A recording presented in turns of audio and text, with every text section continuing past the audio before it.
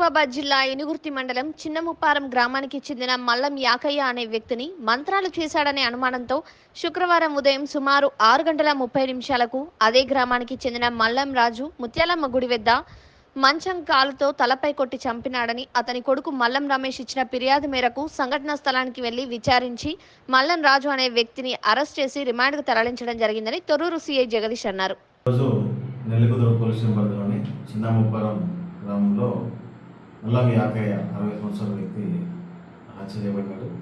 దాని మీద మల్లం యాకయ్య కుమారైనటువంటి మల్లం రమేష్ ఇచ్చిన ఫిర్యాదు మేరకు ఈరోజు చిన్నముప్పారం గ్రామంలో మల్లం యాకయ్య సంబంధ ప్రదేశానికి వెళ్ళి విచారించడం జరిగింది.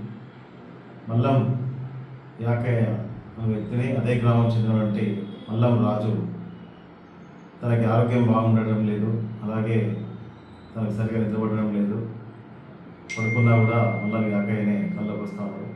దీని అంతటికి కూడా మల్లం యాకయ్య తనకి మంత్రాలు చేసి ఉంటాడని చెప్పేసి తను భావించి మల్లం యాకయ్యని ఎలాగైనా చంపాలని చెప్పేసి నిర్ణయించుకుని ఈరోజు ఉదయం 6:20 ప్రాంతంలో మంచం పెట్టెతో